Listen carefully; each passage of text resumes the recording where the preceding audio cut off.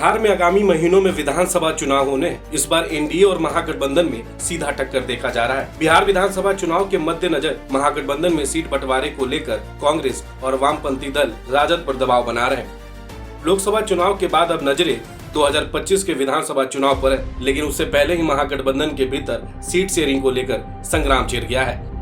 बिहार विधानसभा चुनाव 2025 को लेकर इंडिया गठबंधन में सीट बंटवारे पर चर्चा तेज हो गई है, लेकिन सभी सहयोगी दलों की बढ़ती राजनीतिक महत्वाकांक्षाओं के चलते आम सहमति बनाना चुनौतीपूर्ण होता जा रहा है। तेजस्वी यादव की अगुवाई में महागठबंधन के घटक दलों की कई दौर की बैठकें भी हो चुकी है। इस बीच वीआईपी के प्रमुख और पूर्व मंत्री मुकेश सहनी ने मंगलवार को सोशल मीडिया प्लेटफॉर्म एक्स पर एक सख्त संदेश देते हुए लिखा, विकासशील इंसान पार्टी 2025 में 60 सीटों पर चुनाव लड़ेगी।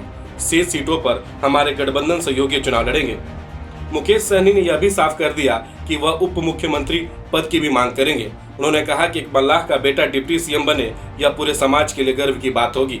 हालांकि बीआईपी के पास वर्तमान विधानसभा में एक भी विधायक नहीं है, क्योंकि इसके सभी 4 विधायक पहले ही भाजपा में शामिल हो चुके हैं। आपको बता दें कि गठबंधन में सबसे बड़ा दल आरजेडी है, जिसने 2020 के विधानसभा चुनाव में 144 सीटों पर चुनाव लड़ा और 75 सीटों पर जीत दर्ज की, जिससे वह सबसे बड़ी पार्टी बनकर उभरी।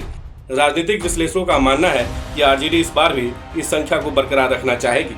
कांग्रेस ने पिछले चुनाव में 70 सीटों पर लड़कर 19 सीटें जीती थी। सूत्रों के मुताबिक इस बार कांग्रेस करीब 50 सीटों पर दावेदारी कर सकती है। सीपीआई के राज्य सचिव राम नरेश पांडे ने बताया कि पार्टी ने 24 सीटों की सूची तेजस्वी यादव को सौंप दी है। पिछली बार 6 सीटों पर चुनाव लड़कर 2 पर जीत मिली थी। सीपीएमएल ने इस बार 40 से 45 सीटों पर नजरें गड़ा रखी है। इंडिया गठबंधन की समन्वय समिति अब तक 5 बैठकें कर चुकी है। हाल ही की बैठक में सभी दलों ने सीटों को लेकर खुलकर चर्चा की। समिति के अध्यक्ष तेजस्वी यादव ने बैठक के बाद कहा, गठबंधन दलों के बीच सीटों के बंटवारे पर बातचीत हुई। सभी दलों ने उन सीटों की सूची साझा की है जिन पर वे चुनाव लड़ना चाहते हैं। हमें उम्मीद है कि यह मामला आपसी सहमति से सुलझ जाएगा, लेकिन पेच इस बात पर फंसा है कि महागठबंधन की सीटों का बंटवारा आखिर कैसे होगा। क्या फिर से 2020 जैसी फॉर्मूला अपनाया जाएगा या आरजेडी अपनी शर्तों पर दबाव बनाएगी? कांग्रेस अंदर खाने यह भी सोच रही है कि अगर सम्मानजनक सीटें नहीं मिली तो वह अकेले लड़ने की रणनीति भी बना सकती है। लेकिन सवाल यह है कि क्या कांग्रेस के पास जमीनी स्तर पर उतनी ताकत है? आरजेडी सूत्रों का कहना है कि 2020 के मुकाबले इस बार भी जीत का माहौल अलग है और उन्हें 150 से ज्यादा सीटों पर लड़ना चाहिए।